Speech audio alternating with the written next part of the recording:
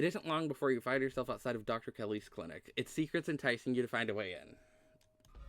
Even at the bottom of the hill, you can already feel the presence. It's like a magnet has been fixed to your ribcage, gently tugging you forward, guiding you towards whatever emits this compulsive frequency. Interesting that I'm getting drawn to it more today, because I remember, like, my character didn't even notice the pull until seeing the room yesterday, but now I'm feeling it. I was feeling it across town, and now I'm already feeling it tugging more walking up the driveway. That's interesting.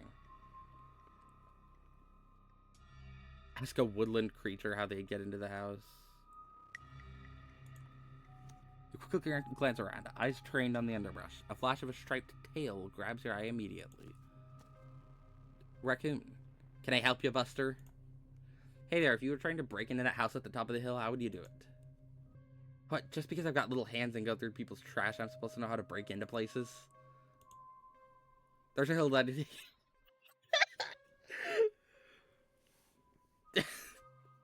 Yeah, okay. Well, just by me breaking into trash cans and stuff, you think just by asking me I'm gonna know how to break into places? Fine, I know how to break in there, and I have done it before. There's a hill that'll take you right up to that big flat roof thing. Sometimes the humans leave windows open up there, and I go inside. Don't tell them, okay? I like to sleep in their big piles of cloth. It's one of my few joys in life. He leaves you to turn back. He leaves as you turn back to look at the clinic. You have your way in. Oh, hi, Wayne. Hi, I didn't expect to see you. Hi. Why are you here exactly? I'm glad I checked around the background. Holy shit, I would have completely missed that. Just go in through the clinic door. No one will see you. You found at all times that if you haven't wished to be seen, there's been nothing stopping you from remaining hidden. Graveyards, abandoned buildings, old tunnels. You've been in all sorts of strange and unusual places without incident. And for some reason tonight, Dr. Kelly's clinic feels no different. So will I just be able to walk in? You haphazardly make your way up the old wooden stairs of the clinic's wraparound porch, taking steps in strange patterns. To an outside observer, you might appear drunk, but there's an unconscious method to your conscious madness. Though even you would be hard-pressed to describe it, but there's no creak or moan of ancient wood as you make your way up to the door. Silence. You push the door open slowly and slip in. Oh, hey, Dr. Kelly. Please don't see me. I guess my mysticism told me no one's gonna see me. So, I'm gonna trust that. You can see the doc at a desk in some room down the hall. She hasn't noticed you. You shut the door silently, watching her closely. You're in the clinic. Feel free to explore as you please. Really? Can I just... Or rather, you're free to explore as you please. Okay, yeah. You can feel that odd sensation again. The nagging pull of whatever it was that wanted you to find it. You're here now, and it knows you're here. And you know exactly what it is. Another stone carving, eager to show you its secrets. I'm slightly cautious of these stone carvings, because Sybil was specifically encouraging me. Sybil, the most suspicious person in town, was encouraging me to find more of them. But also, she was specifically telling me, find more of them, and then tell me if you have any leads. The fucking manipulator. Find more of them and tell me if you have any leads. So maybe it's not necessarily that stone carvings are suspicious, and maybe she just, like, wants to get me to find them and then manipulate me into telling her.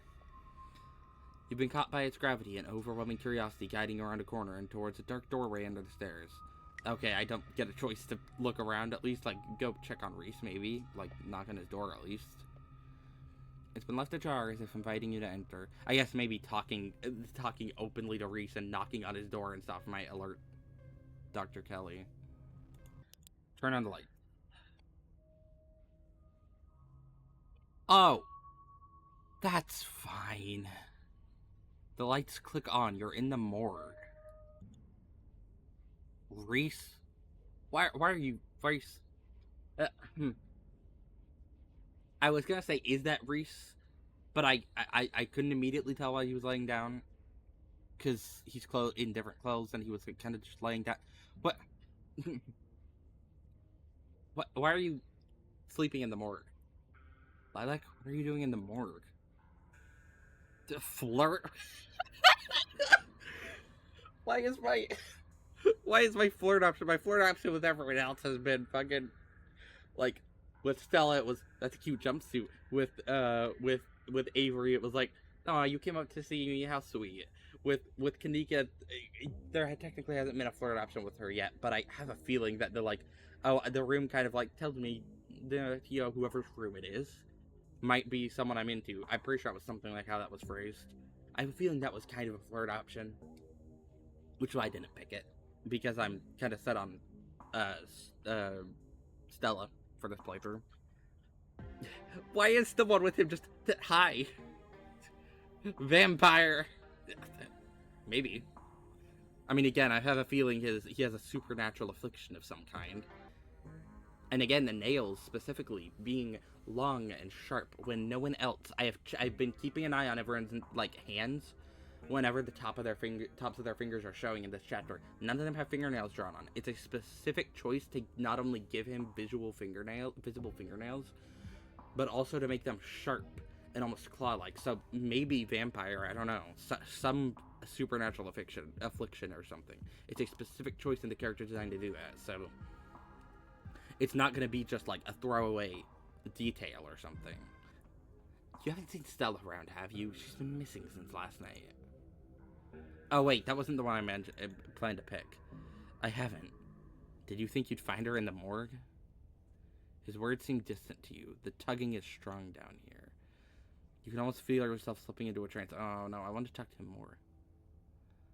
And your eyes wander to the back wall of the morgue. Again, look. Fingernails. Follow the pull, I guess.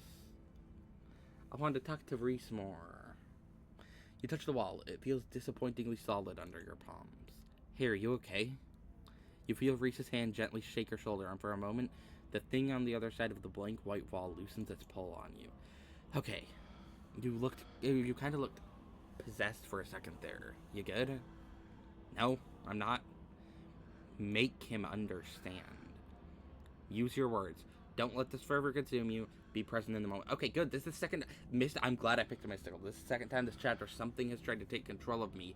Sybil's tea. This is the second time something's tried to take control of me. And I'm able to pull myself out of that. I know it's not Sybil's tea this time. It's the pull towards that thing. But I'm specifically... That was the first time something took control of me this chapter. Tried to, rather. You inhale deeply and take in your surroundings. You can't help but notice that one of the body storage drawers is labeled Perlan Scarlet. I mean, I guess that would make sense if this is the morgue of the area. If this is the morgue of the town, I guess that would make sense that her body would be in there. Examine your aunt's body, I guess. It's an explore option. It's the one explore option. I feel like Reese is going to be weirded out. Justifiably so, if I'm just randomly checking. Like, he's like, hey, what's going on up there? You okay? And I was like, oh, God, I need to check my aunt's body. You step forward and pull out the drawer. Oh, yeah. Alright, yeah. This is what I get for checking out a body, yeah. So this is your Aunt Perlan, cool baroness of the Scarlet Mines, and the local she-devil that it seemed no one, not even her daughter, was able to mourn. This is not the first corpse you've seen, but it feels the same as any other. She's an empty body now. The warmth and energy of a life now dissipated. The same as your mother was, and the same as you'll be one day. Cold air rises from her bluish skin, her vacant, flimsy eyes staring up at nothing.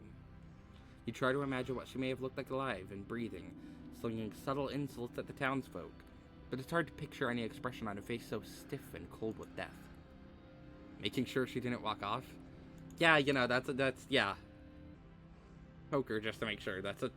You prod your aunt's lifeless body. She's dead. Yeah, she looks pretty dead to me. But I guess looks can be deceiving. I'll make sure the doc locks her drawer from here on out. She won't be faking it for long once she's locked in a big refrigerator. Well, maybe don't tell her I was here. She's probably going to find out anyways at some point while I'm here, but, you know. Unless she ends up being a zombie or something. But that would be lame. The zombies are so overdone. Having seen what there was to see, you slide the drawer back in and close it. The mines had a stone carving the other night, as did Oscar's house yesterday. They've been giving me visions and I can sense one on the other side of this wall. I need to see it. That one's the most eloquent of them. I'm not gonna... Wall in way. I need to move past wall. Or, let me in. Like, you're really serious, aren't you? This is probably a bad idea, but...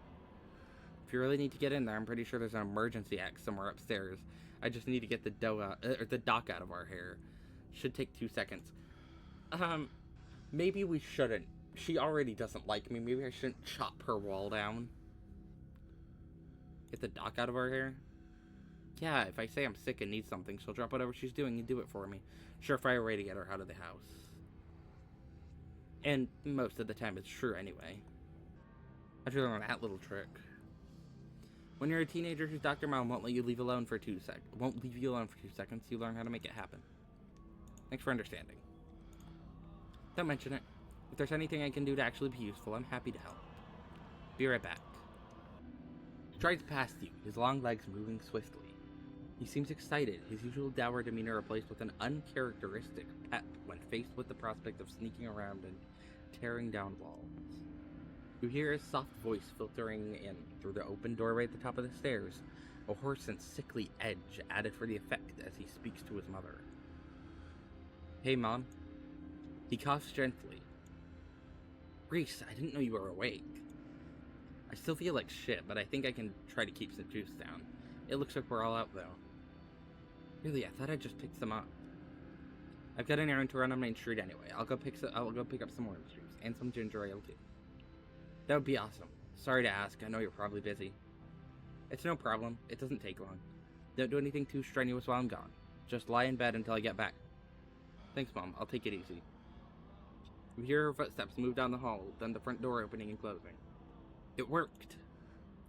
The theatric rasp has left his voice, excitement rising in its place. Come on, we don't have long until she's back.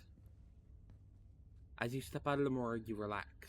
The extra space between you and the carving has weakened its hold on you, and with it, your desperation to claw your way through the wall and unveil it. It's one of those emergency fire axes, so it should be pretty obvious wherever it is, though I'm not sure where she would be keeping it. I'll show you around. Let's try the doc's office first. You make your way to the doorway of her now vacant office. I don't see an axe in here. He's right, a cursory glance reveals nothing but stacks of paper and cabinets of medical supplies. But something on the desk catches your eye, some sort of records, with your family's name on them. Read the files. Reese stops in the doorway, turning to watch you leaf through the documents. Find something interesting? Their family's death certificates. Orleans, Edwardines, Enochs, and others. Edwardines, I'm interested in. Edwardine Scarlet. Born April 9th, 1913. Died February 12th, 2003. Age 89. Cause of death, heart failure. Signed by her granddaughter, Perlane Scarlet. Pretty normal. Almost made it to 90. Died of a normal old person illness. Enoch's death certificate. Enoch Scarlet. Born September 9th, 1887. Died August 20th, 1957. Aged 69. Cause of death, fall from cliff. Someone pushed him, I'm calling that. This one has a coroner's report attached. Organ sustained impact injuries, lacerations to the neck and body consistent with fall from great height. Whoa, an actual autopsy report. Looks ancient. Perlane's death certificate. Cause of death, sleep apnea. Discovered by her daughter, Tabitha Chrysanthemum Scarlet. No autopsy performed. Tabitha's middle name is Chrysanthemum? Wonder who cursed her with that mouthful. Did she actually die of sleep apnea? Who would have killed her, though? I mean, I'm just saying, no autopsy performed. We don't know that it was sleep apnea. If no autopsy had been performed, who would have done it, though? Wayne? No. I'm trying to figure... I don't think it was just sleep apnea. It's specifying that there was no autopsy performed. And that Tabitha just found her. She didn't, like... Tabitha wouldn't, right? I don't think it would have been Tabitha. I don't think it would have been her. But who else would it have been? Oh, I think it's pretty. Don't say anything. It's a pretty middle name. It's a bit, he's right, it's a bit long, but... Other death certificates. You quickly flip through a few of the other Scarlets whose names aren't quite as familiar. Theodore Scarlet, born May 24th, 1890, died 1819, age 28, cause of death, crushed on mine collapse. Body not recovered, signed by his brother Enoch Scarlet. Joseph Scarlet, born April 1914, died June 7th, 1944. Louis Scarlet, born August 1920, died June 6, 1944. Both killed at Normandy in the line of duty. These must have been Edwardine's brothers. Certificate of fetal death, infant boy, Andrew Charles Scarlet, delivered April 3rd, 1945. Stillbirth. Mother Edwardine Scarlet. Huh. Cause of death, complications during birth. No doctor present. Home burial. Alexandra Scarlet. Born December 12th, 1947. Died August 20th, 1957. Aged 9. Missing, presumed dead. Signed by Mother Edwardine Scarlet. Born September 3rd, 1946. Died October 30th, 1963. Aged 17. Cause of death, complications during childbirth. Signed by her mother, Edwardine Scarlet. Wow, that's a lot of kids to outlive. Reese's eyes flick up to the doorway, and a second later you hear the sound of the front door handle being turned. God damn it. His hand is on your shoulder before you even register what's happening, and you're pushed back and out of view of the front door. Shit, I'm not supposed to be in here. We gotta hide. He hurries to the closet door, motioning you inside. You slip past him and squish yourself into what little space is available in the nearly full closet. Reese is close on your heels. Let him in. You let him in. Together, you listen as the doctor makes her way to some room deeper into the clinic. In the silence of the tiny closet, every breath seems too loud, as if you could expect Dr. Kelly to hear it from wherever she was across the house. We better wait a second, just in case. To flirt with Reese? No. Quietly wait for the danger to pass. Keep your distance. Quietly wait for the danger to pass. The two of you stay in intense silence, both crammed into the suffocating closet, taking shallow breaths as if she could hear you breathing from the other side of the building. But the footsteps soon return. Dr. Kelly makes her way back towards your hiding place, creaking floorboards, broadcasting her location all the way to the hallway just outside your hiding spot. Funny that we get two... Also funny that we get two, options to flirt with Reese this chapter. We got, like, one with Stella last chapter, and one with, Avery this chapter. Kind of one that wasn't labeled as a flirt with Kanika this chapter. We get two options so far to flirt with Reese. I guess it might be a popular option to romance. But the footsteps soon return. Dr. Kelly makes her way back towards your hiding place, creaking floorboards, broadcasting her location all the way to the hallway just outside your hiding spot. Huh. Interesting. I'm just realizing he has, like, pointy ears. Much to your relief, she opens another door, leaving the main clinic. We're in the clear. I hadn't noticed that until now. We probably only got a minute or two until she comes back, so let's make it count. The medical supply room is probably our best bet. If any other room in the clinic is likely to have a fire axe, it's probably the room full of chemicals. This way. He motions you down a hallway, slipping through the slightly ajar door of what you assume to be the supply room. Yes, there it is. Keys. Here we go. Nice. He rushes over to the cabinet that contains a bright red axe, pulling the glass door open. Your axe. Now we can... Oh, shit. Reese pauses, turning to listen intently. That was the door from the house. Come on, if we hurry, we can get you back downstairs. I'll run interference. Go downstairs, quick. You can hear her approaching now, floorboards creaking in the hallway on the other side of the office. You follow Reese's instruction, once again starting down the basement stairs. letting the pull of the stone carving guide you back to the morgue. Alright. Dr. Kelly's voice filters from above. I was right, we did already have juice. It was just in the back of the fridge, but there's no harm in having extra. What are you doing in the clinic? I thought I told you to go rest. Oh, I'm just gonna chill in the morgue. I got my speakers, so if you hear some weird sounds, that's just my music. I'll be sure to put in earplugs to drown out all that industrial clanging you listen to. Oh, perfect. I was gonna say, like, surely she's gonna hear me breaking down a wall, but I guess if she considers the music industrial clanging, then she's not gonna be too suspicious. You know, I'm not the biggest fan of you spending time down there. It can't be good for your mental health to hang out in a refrigerator or for corpses. Do you at least have a blanket this time? Huh. That's interesting. I didn't think about that. Yeah, the morgue's gotta be colder than the... Okay, what the fuck is going on with Reese's? Cause okay, so we have the fingernails, the pointy ears, and the fact that he was specifically spending time in a colder place of the house. I imagine that I didn't even think about the fact that I don't know much about morgues, and I didn't think about the fact that, yeah, it's gonna be colder in here. And it didn't have a blanket or anything. He was just laying down on the table. Yeah, I'll be fine. It's just a change of scenery. My room feels too claustrophobic right now. Is that all? Or is it the fact that it's colder in here? Okay, I'll let you know when it's time for dinner. You hear the door close and the sound of Reese descending the stairs to join you in the fluorescent lit room below. Hey. This one's really funny. Of course I do. I'm sad all the time. Glad my taste in music is finally coming in handy. It's exactly the cover we need.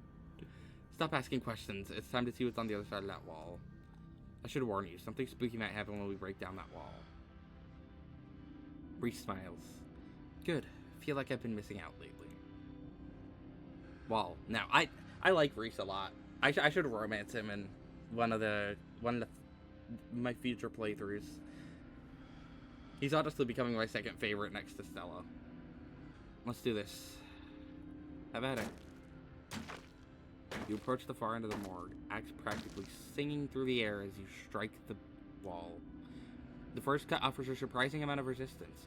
There is some structure behind it, some wood frame holding it in place, trying to stand between you and what awaits for you on the other side. You stagger back from the massive hole in the wall and admire your effort. Kelly is gonna be so mad at me for this. Justifiably so. I'm coming into her house. I basically broke into her house and it cut down her wall with an axe. Holy shit. The splintered edge frames a dark passage seemingly cut deep into the side of the cliff. Cold seeping from a forgotten place into the already frigid morgue. Reese coughs as he takes a better look at what lies beyond the wound in the wall. There's a whole hallway back there. Oh, that's interesting. Thick, stale air leaks from the hole, filling the morgue with an earthly mildew smell.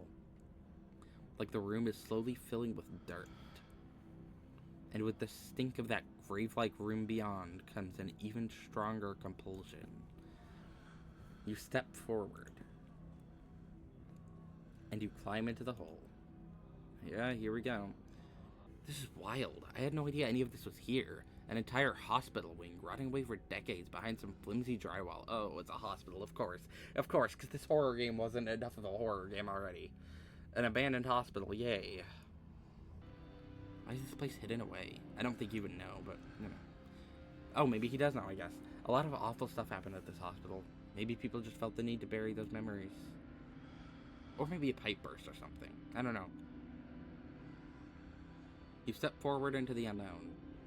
You don't bother to retrieve the axe. The final wall concealing the carving is rotten, water damage having eaten away at the wood over the course of unknowable years. The planks nearly reduced to sawdust. You tear into it. There's the carving. Enoch, I thought you weren't gonna come. I was worried you'd leave me here forever. They say there's nothing they can do. I'll never use my legs again.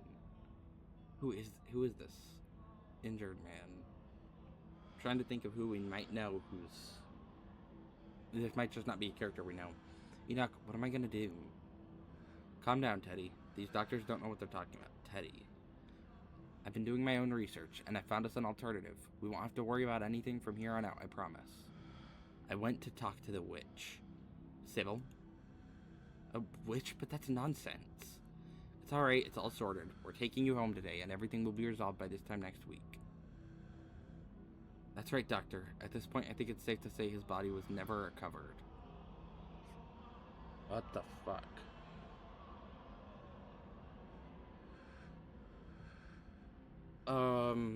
Okay.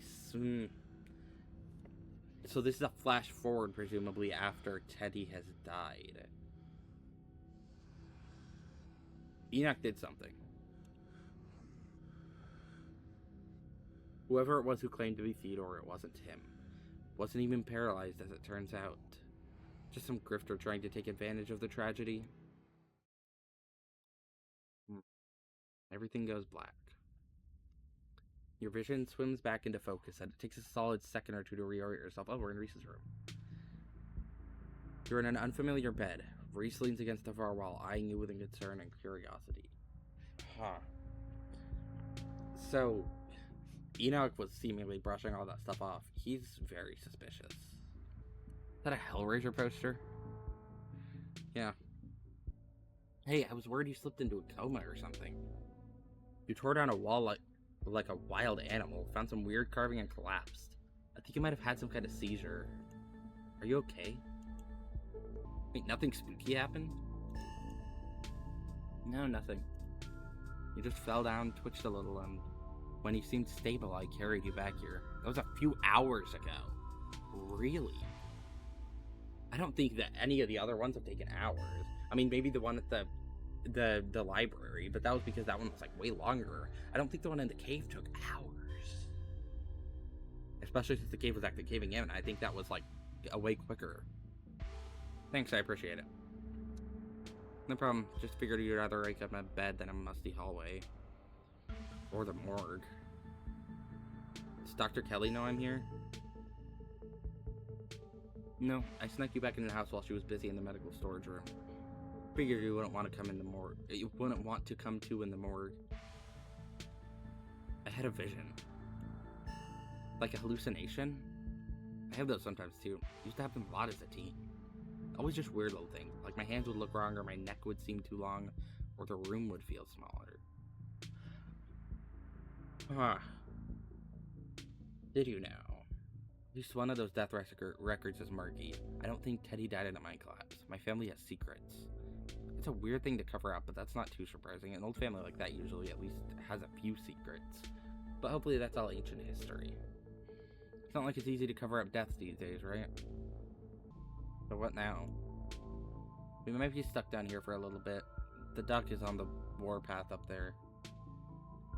I refuse to take my medicine, and she's not happy about it. I went ahead and blocked my door, so she can't get down here. Now we just have to wait her out. You blocked your door? It was just a precaution. I don't think I can underestimate her at this point. For the first time in a while, I don't feel like roadkill, and I'd rather keep it that way. Huh. Has she been?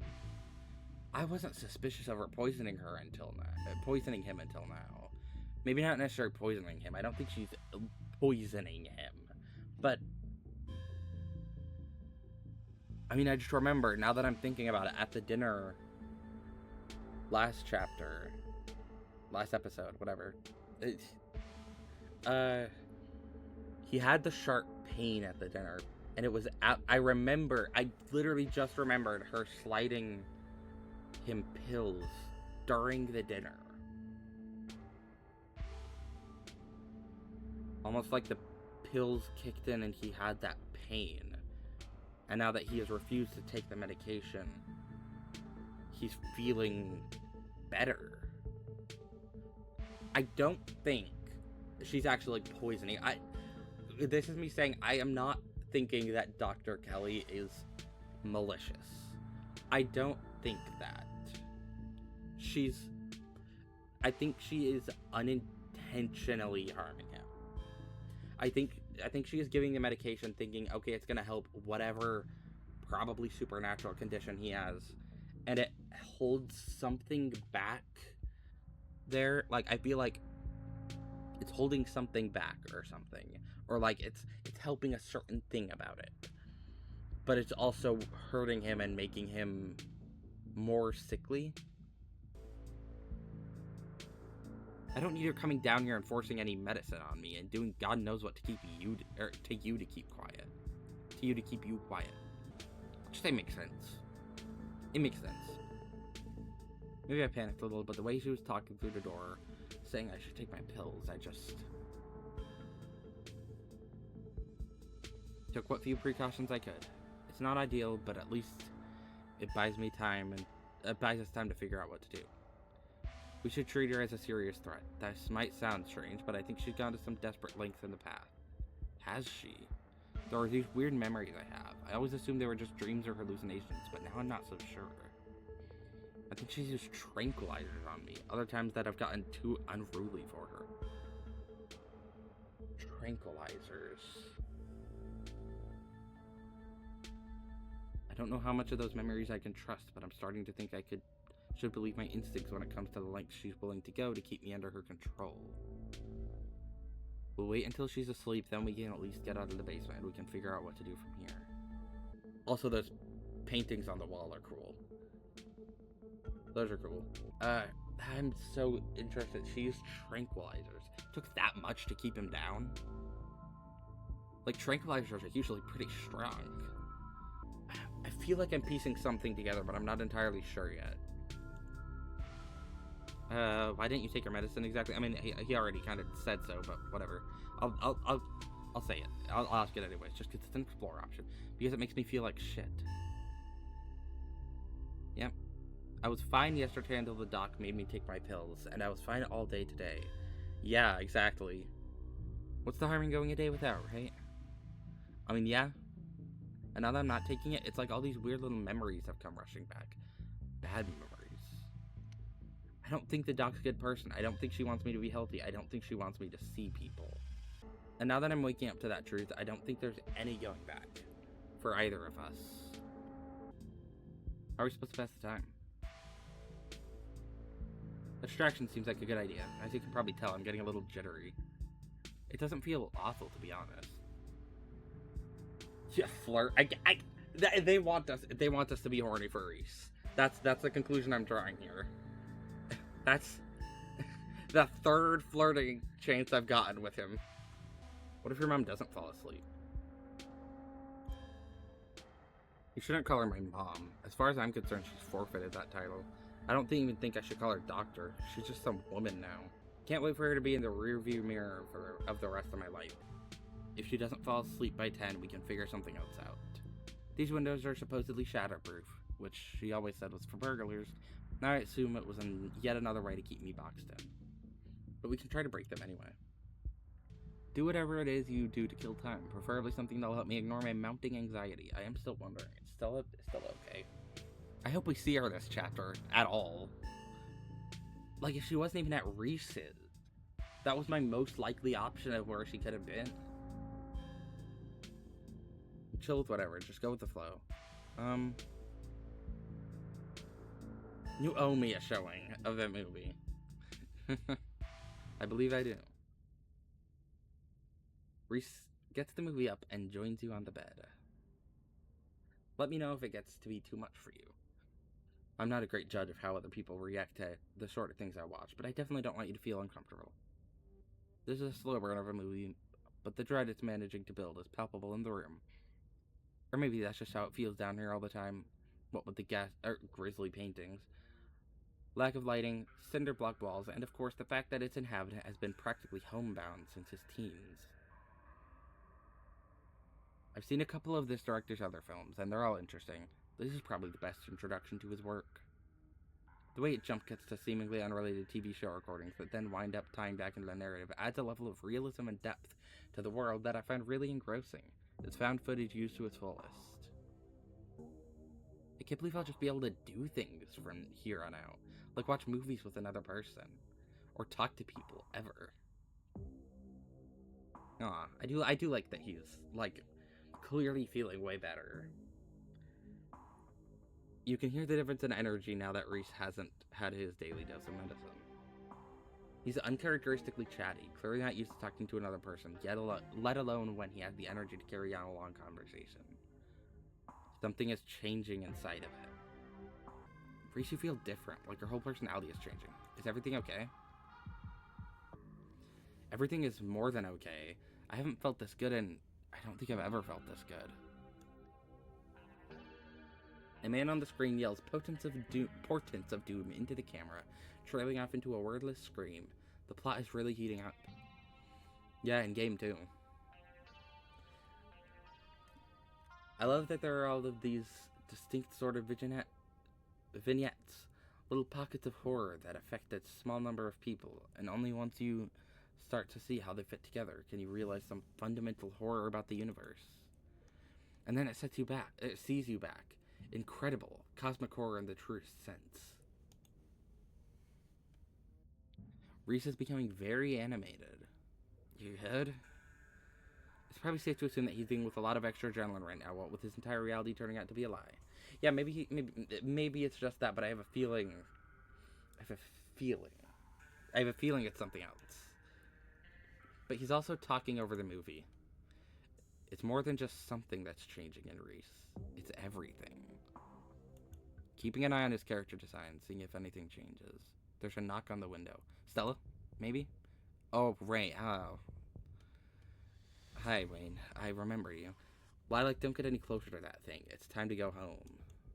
I don't trust him. That voice. I know that voice. Do you? Is that who's been following you around? How do you know Wayne? I guess Wayne was a person in town before he got all possessed. So maybe he just met him. I don't know. Without another word, Wayne starts pounding on the supposedly shatterproof window. Enemies upstairs, enemies outside. We're surrounded. Even if I get out of this house, I won't be safe. You won't be safe.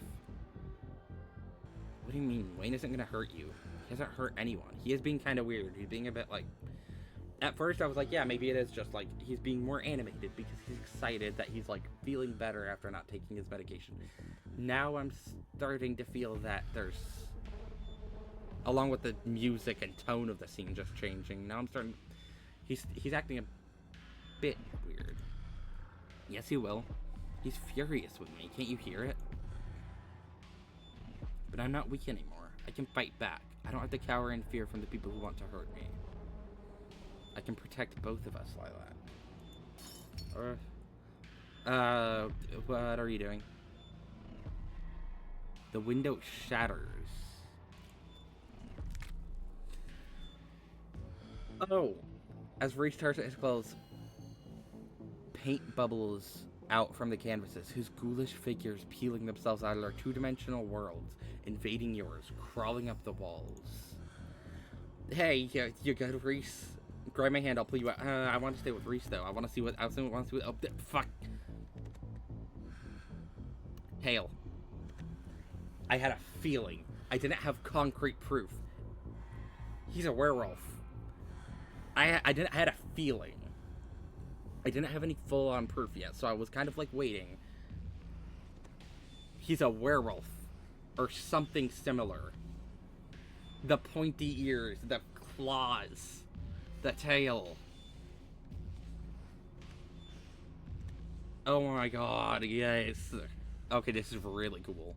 Leave us alone. Oh my fucking god, he's a werewolf. Oh my fucking god. The tongue. Okay, I can definitely see why the game was... I could see why people would certainly want to romance him. In a surge of violence, hence why the game might have been giving us a lot of options to work with him. The change that has been brewing inside Reese finally comes. As it manifests, the broken basement window is sealed off and Wayne along with it.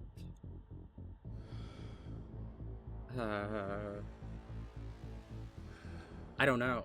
Do I trust him or do I not trust him? I think I have the plot armor. I don't think you can end the game in chapter 4, so I'm gonna stay where I am.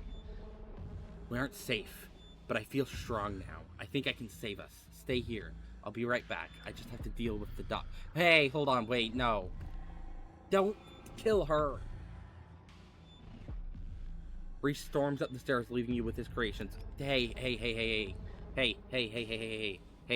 Dr. Kelly, fucking... Please, dude, I don't want her dead. She wasn't the greatest to him, but also I have a feeling I know why. Not that he was deserving of her not being good to him. Not that at all. I mean, specifically, I think I know why she was kind of like, yeah, with the medications and stuff. I have a feeling that was clearly holding this back. She could have been a bit more clear to him about that. She could have.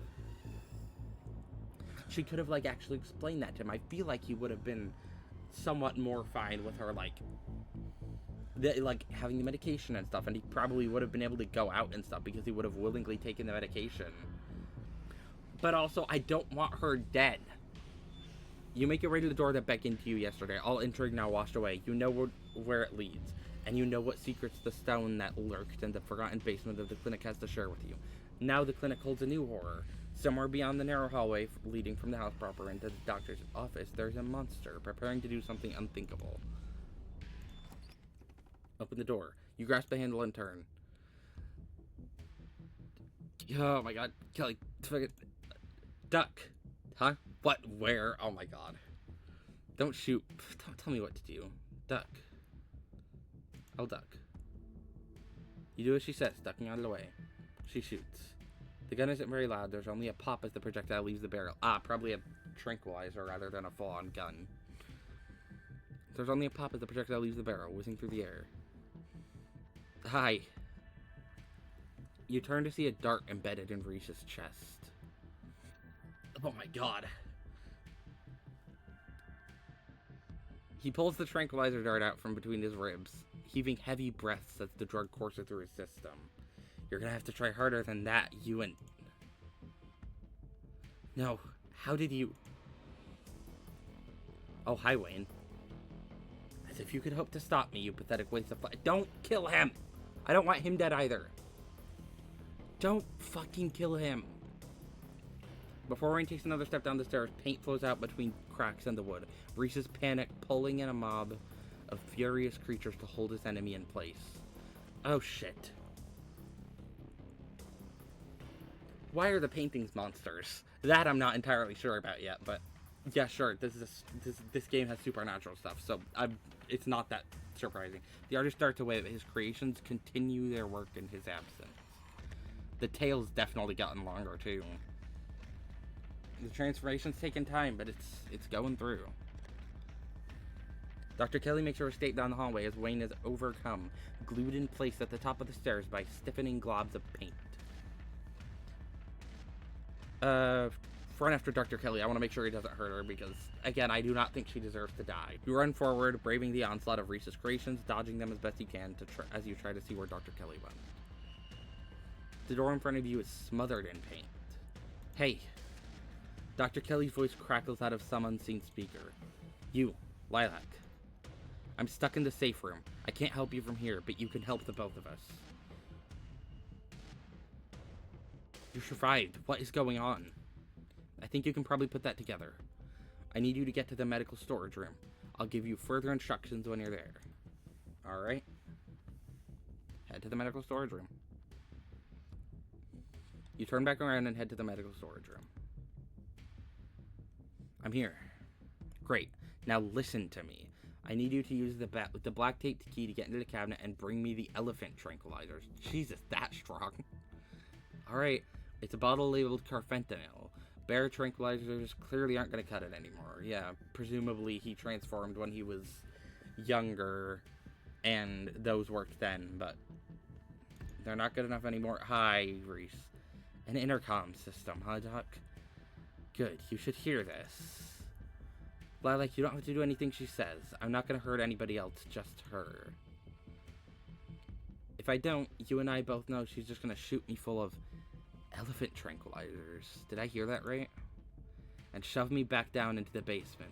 Or maybe someplace even worse. Oh my god. Oh my god. He's cool looking. Or maybe someplace even worse and keep killing me every day for the rest of my miserable experience. I feel amazing right now. Better than I've ever felt in my life. I'm not dangerous. She's just scared because she knows she has to finally pay for what she's taken from me. I'm not gonna let you kill someone, Reese. That's, I feel like, the best option here. Why not? She wasn't afraid I might die. Does she know those tranquilizers aren't gonna kill me? Does she care? Trust me, Reese, I've always been careful with your medication. I want you to live. I love you. See, yeah, again, she could have been more clear to him about what was happening, but I think she means this. I don't think it's a manipulation or anything. I don't think she is manipulating him or anything. I think she does actually care for him, but she also, yeah, could have explained to him, at the very least. Tell yourself whatever lies you have to, Mom. If you wanted a good relationship, you had your chance, and you decided to convince me I was dying instead of just letting me exist. Okay, this pose, again, is really fucking cool. Hold on. Hi, Wayne. Don't try to spin it like some kind of crime of passion now that the consequences are staring you in the face. Enough. Wait, don't hurt him. Reese cries out in pain. What the hell did you do to my shoulder? But don't hurt him. I don't want him to get hurt either. I'll handle it. I try to get someone safe until... I don't want you to hurt him. The two stagger off into the hallway. Quick, grab the tranquilizers and head to the safe room. Grab the tranquilizers. You do as she says. The tranquilizers are easy to find, marked with a small square of black tape to match the key. She's certainly an organized woman. Head for the safe room. I don't want either of them to get hurt. I hope Wayne doesn't fucking kill him. I doubt he's gonna kill him, considering, especially she is, like, still just having me get the tranquilizers. I feel like Reese is gonna be fine, but still, like. You make your way out of the medical storage room and back to the hallway where Dr. Kelly disappeared. As you approach, Dr. Kelly heaves open the door, slowly breaking apart the mass of paint, sealing it shut. Hurry, I don't think I can keep it open for long. You slip past her into the safe room. She shuts the door quickly, though one of the little smears manages to slip past her. She stomps on it. Painted viscera splatters across the cement floor. Sounds like Reese and your friend are still fighting. We probably have a few minutes before he gets here. What is this room? Old x-ray room. Lead walls. After I realized this whole situation was a possibility, I had the door reinforced with a special remote control locks. Glad it could finally come in handy. What's the game plan, both short and long term? Well, I pump him full of elephant tranquilizers, then I lock him in here. Then I somehow convince him to see things from my perspective. Oh, so the medications won't hold back the transformation again, presumably. Then we all live happily ever after. Has that worked before? He's never known the exact nature of his condition before. Maybe it was a mistake to hide it from him. But I thought it meant he could feel like he had more freedom, not knowing that if he just stopped taking his pills, he could become big and pointy enough to kill me. I'm gonna have to revoke some of those freedoms now. He's not gonna like that, but I think he'll understand even if it takes some time. I don't think he wants to hurt people, he just can't help what he is. Stuck Reese. Yeah, I bet you have some questions. Go ahead, I have nothing left to hide. When did you find out? A little after he hit puberty. He had all the usual changes, then a few extra. Thickened nails, sharp teeth, elvish ears. I figured he might have some kind of genetic disorder. Had him checked out at a few specialists, but there was nothing obviously wrong with him. Then we had an argument, and he changed right in front of me. It was nothing like what he is now, just a couple inches into facial abnormalities, enough to be noticeable. I was scared. He could see that, and he stopped. I thought it was a one-off, or maybe a hallucination. But the second time, it wasn't as subtle, and it didn't go away as easily. That's when I knew for sure that this was something beyond my realm of expertise. What is he? I mean, I feel like I know that answer, but, getting a concrete answer in the game would be good. At first, I thought he was some kind of werewolf. Oh, is he not a werewolf? That looks like a werewolf. But if he is, he doesn't follow any kind of full moon rules or anything. Silver doesn't do shit to him, and you've seen what he looks like. It's just weird.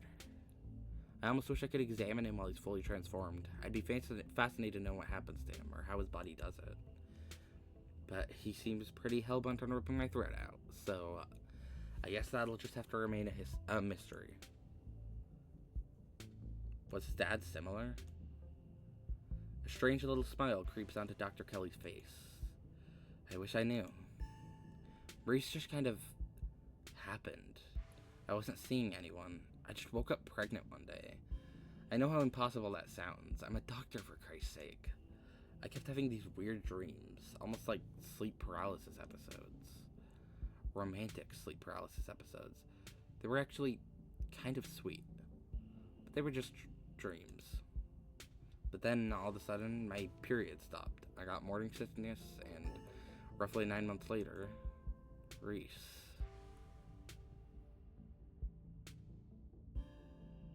Relationships between you seem so difficult. Yeah, you could say that. He was such a cute kid. When I found out I was pregnant, I was terrified. I didn't know if I'd be ready, but he made me love being a mom. It's not like it was gonna be sunshine and roses forever, no matter what. Kids grow up and they change. Sometimes for the worst. This is part of being a mom, too. Doing what you can to make sure the child you brought into the world isn't gonna go around eating people. How did you not know what he was? Or how did he not know what he was? I've been medicating him since he was 12. We've only had 3 incidents like this before, maybe 4, depending on what counts. This is the worst one by far.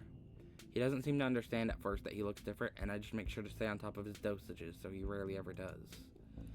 But I've been preparing for this inevitability. He's an adult now. There's only so much I can do to control him. Huh. I wonder what he is then, because he certainly seems similar to a werewolf. How do you know he's dangerous? Well, he wants to murder me, so that's clue number 1. It's not like he's usually a violent kid, he's mostly just sad. But every now and then we butt heads, and that's usually when this side of him comes out. Imagine if this happens anytime he gets frustrated with anyone. Imagine he gets road rage one day, turns into a 12-foot-tall monster with a million teeth, and rips somebody apart in the middle of a major metropolitan area. Yeah, he's dangerous. I can fix it. Oh my fucking god, yeah, okay, yeah, okay. I know exactly who this character is appealing to, and honestly, yeah, I can fix him. That summarizes the entire reason why you've been giving so many chances to flirt with him and romance in this chapter. He's been kind to me. Yeah, Ted Bundy was kind to people. He picked up off the side of the road. Then he slaughtered them. He's a really sweet kid most of the time, but I can't let that overshadow the violence he's capable of. Leave it at that. While we're at it, any other secrets you're keeping? You have it all. You have no idea how relieved I am to finally say all this shit out loud. Sit in silence and wait for Reese. You and Dr. Kelly sit in silence and wait for her son to make his way to you. The sound of distant breaking glass cuts through the silence of the clinic outside the safe room. Shit, this might be game time. Get those trinks ready. We have to get this door open before he crosses the hallway. Ugh. Dr. Kelly opens the door, and the two of you stare out into the hallway. Oh god, am I gonna have to fucking aim this shit myself? Why'd it go all fucking me directly into view? Oh, hi. Oh, hi. You're different than before. Is this what you were so afraid of? Hand over the tranquilizer. This is our shot. Oh my god. I don't want Reese to hate me, but also I definitely don't want Dr. Kelly to die, so I guess I'll give her the tranquilizer darts. No, sorry, Reese. You hand Dr. Kelly the tranquilizer darts. Dr. Kelly quickly loads them into her gun, leveling the barrel at her son. Alright. He's turning back. Yep, he's turning back to his usual self. Oh, sorry, Reese. Lilac, I thought we were in this together. Thank God. Dr. Kelly sighs heavily, staring down at the warped figure of her son. Oh. Oh my god, I feel fucking bad, but also, again, I would rather this than Dr. Kelly be killed. Because I can see her reasoning.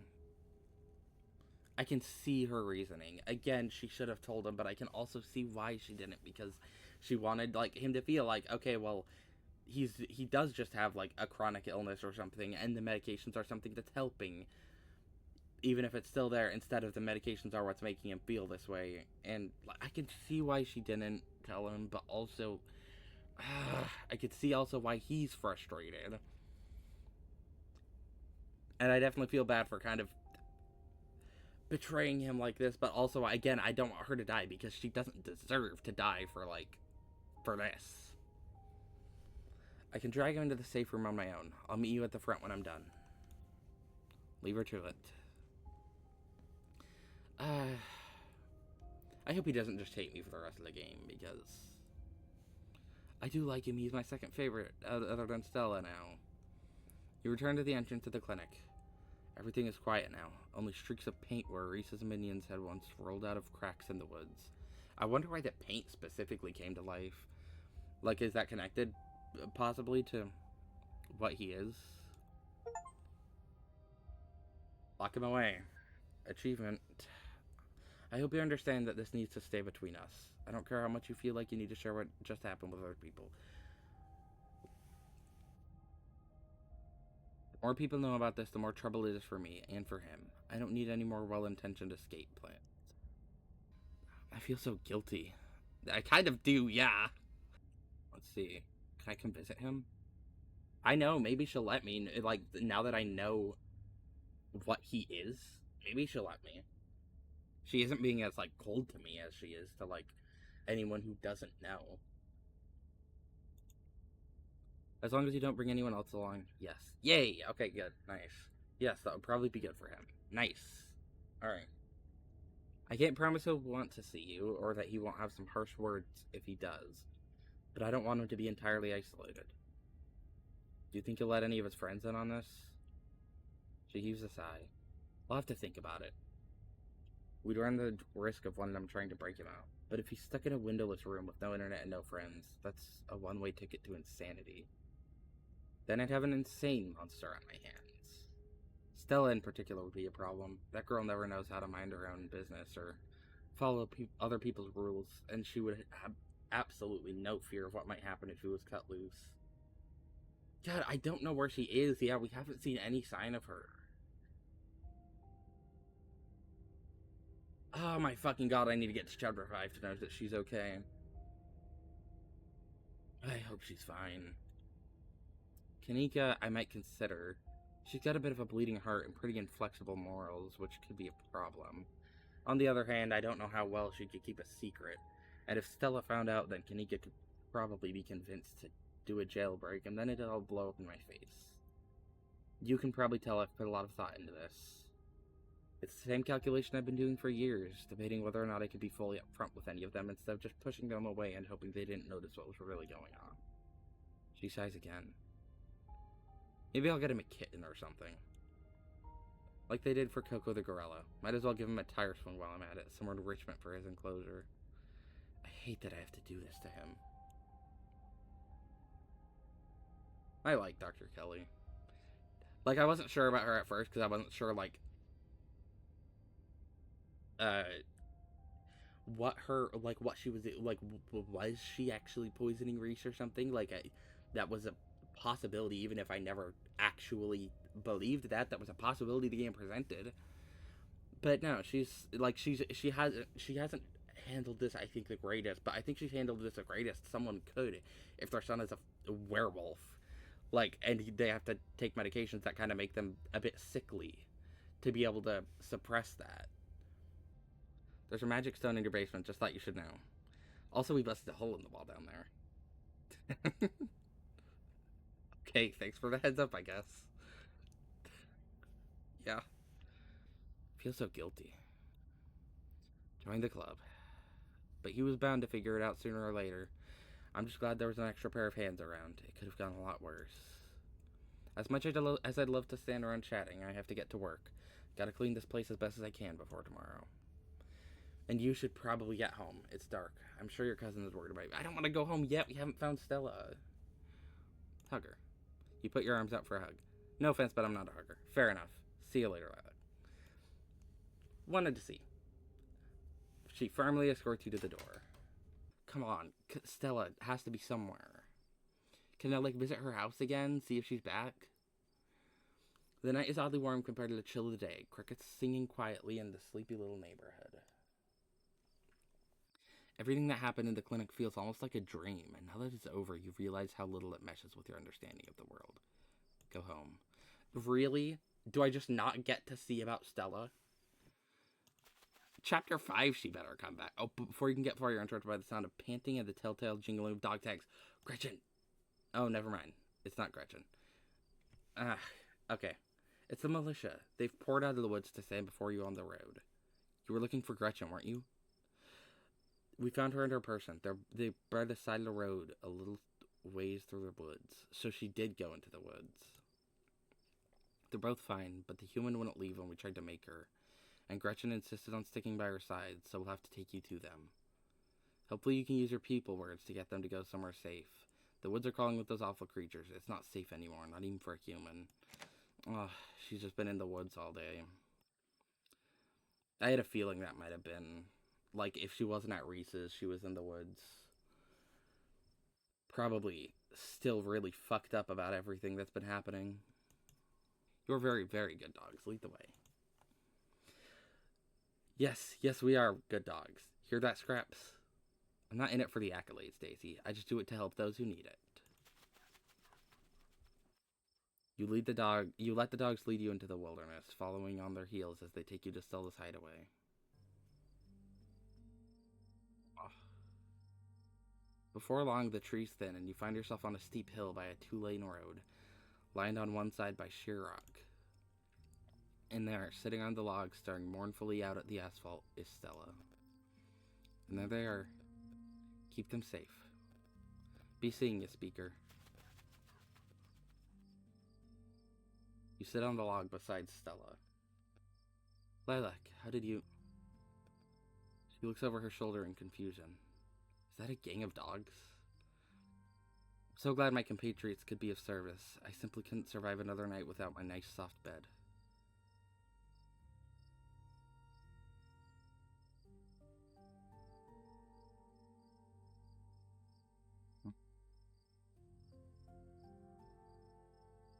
What are you doing out here, or... I'm just so happy you're okay. Just so happy you're okay. Yeah. Though physically okay, not necessarily mentally or emotionally, but physically at least. It's a little better now that you're here, but Stella faces you for a moment, desperate eyes trying to force out words a part of her thought she would never have to say out loud. This is where the accident happened. Oh, that's why. Probably feeling pretty similar to after that, yeah. My parents died on this bend in the road. I mean, not completely exactly the same, because it's not our parents being dead or even anyone being dead, but with everything happened these past few days, yeah. They were taking me to college. I was lying in the back seat. It had just rained and the sun was finally coming out. Or are we getting a full...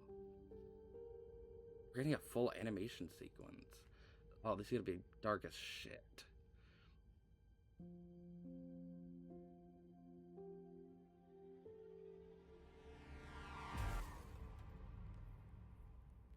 Yeah.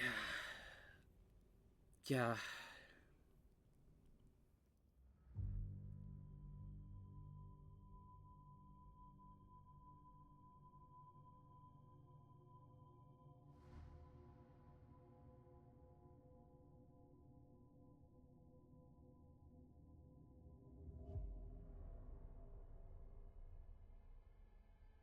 Oh, God.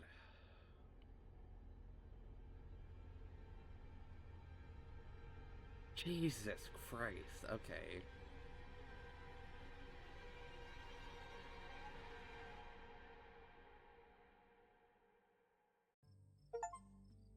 Ugh.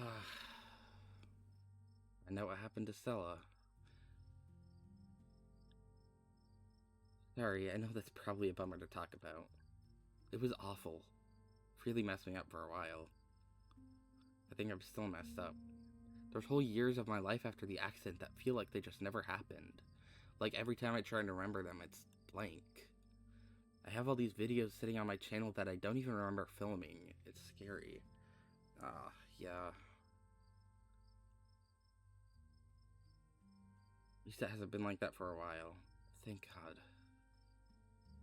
Oh. Never talked about this stuff before. With anyone. Take her hand. You reach out to her, taking her hand. It's warm against the cool night air, and the skin of her knuckles is soft. She finally tears her gaze from the road, her sad eyes meeting yours. But the hint of a smile creeps up the corners of her mouth, her dimples beginning to crease. Her hand shifts, her calloused palm fitting into yours, her grip tightening. It's strong and comforting. You can tell she feels held, and so do you. The two of you stare out at the road. I think the accident is probably why I got into ghost hunting. Oh, that's fucking... That's tragic, yeah.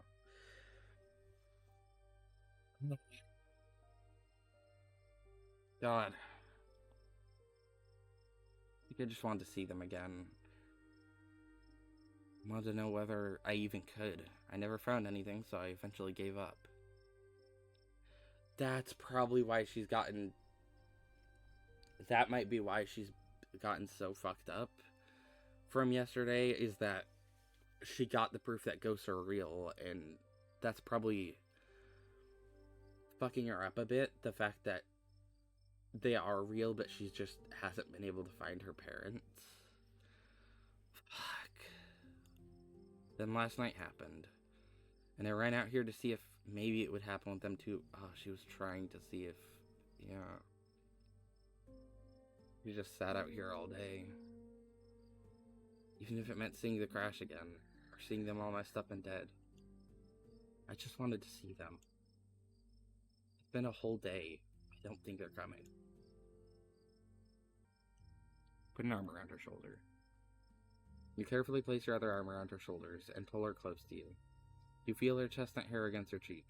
She smells a little sweaty and a little sweet, the faded scent of her shampoo mingling with the natural perfume of her skin. It's nice. You take in a deep breath, stroking her arm with your thumb, letting her lean into you. She rests her head against her shoulder, closing her eyes serenely. That hint of a smile spreads into a barely contained grin that finally chases away the worry in her features. We could always wait a little longer. Stella nestles into you, her well-muscled shoulder relaxing against your body. You share each other's warmth as you both stare out at the quiet mountain road. Gretchen pants lazily in Stella's lap. Nothing happens. Nothing continues to happen for a few long minutes. I think I'm ready to throw in the towel. It's not like I would want to see them like that anyway. I guess I came out here hoping I might get a chance to say goodbye or something like that. Since I didn't get a chance when they were alive. Doesn't mean they don't love you wherever they are. That's a nice thought. I've thought a lot about what might come after. Whether they're somewhere else or if they just stopped existing. I guess we've seen at least some evidence of the afterlife. I hope that means that there's a good version too. Where they're still on that long car ride listening to Dad's tapes with a place in the back seat for me when I eventually catch up to them. Aw. And then it won't even matter that I never got to say goodbye. You'd always say goodbye now. Still sits silent for a long moment. Her breath slow and even. Aw. Goodbye. I love you. Don't worry about me, I'm gonna be fine. She's silent again, as if waiting for a response. But it never comes. But she smiles, a lively glimmer returning to her sad eyes. That kind of felt better. I don't think I realized how much I'd kind of trapped myself in my own head. Thank you for breaking me out of it. She straightens up, stretching her neck. Gretchen hops down from her lap, tags jingling in the quiet night air. I know that stretch. That's the time to go home stretch. Thank the Lord I'll be sleeping in my own bed tonight. Thank you, Lilac, for talking sense into this girl. We should probably head back, right? I haven't slept in a day. Wait, before we go, I should tell you about what happened today. She doesn't need to hear about this tonight. She doesn't need to hear about this tonight. Also, Kelly told me not to tell anyone because, yeah, there is a risk of that getting out, and I don't want to really betray her. I promised I wouldn't say anything. At least I think I promised specifically, but she still asked me regardless not to, so she doesn't need to hear about this tonight.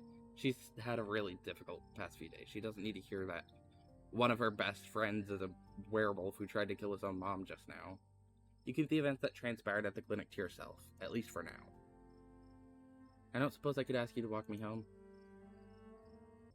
I'd love nothing more. You offer her your arm. She smiles, slipping hers into the crook of your elbow. She pulls you closer until the skin of your forearm brushes against her side. It's about time. Let's not waste another second sitting out in the middle of nowhere. And this is me. You want to come in? Dialogue options marked romance will start a romantic arc with the character you're talking to and will lock you out of romantic arcs with the other characters.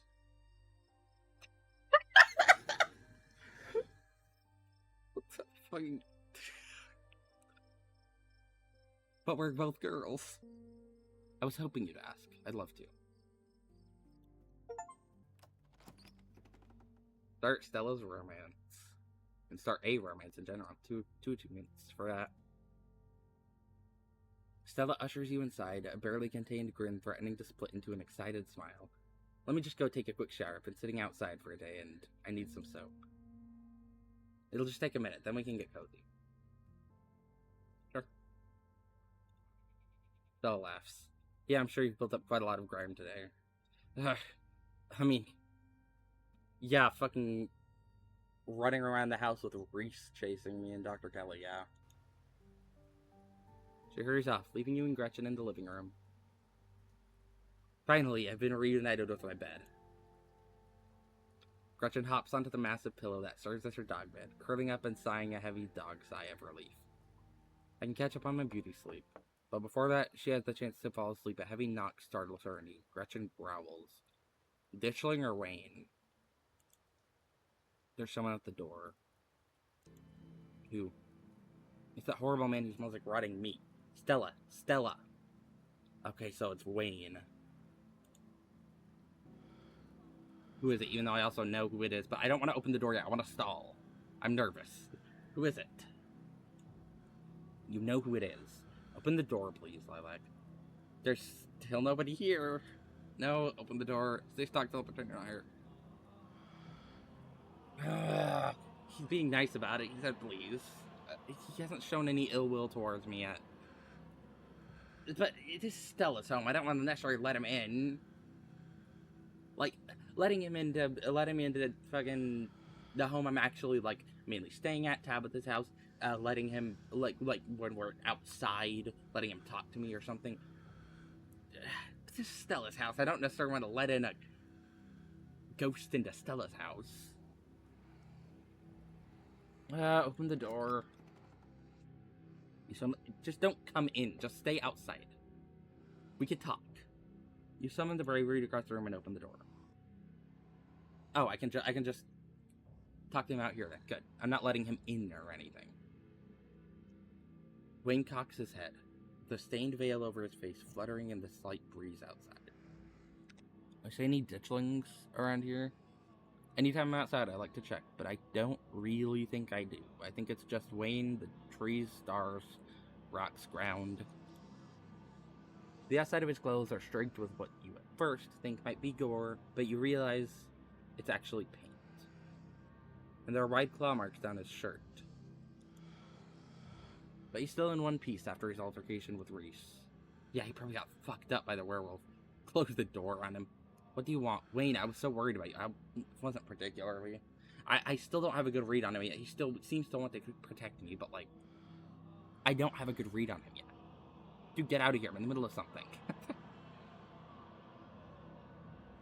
What do you want? I won't keep you long. I know you have a warm bed and a warm body to keep you occupied tonight. But I wanted to give you a suggestion for tomorrow. Oh, some hints towards Chapter 5. You should take advantage of Tabitha's absence at the estate. Forbidden places won't be forbidden without her around to stop you. Do a little exploring.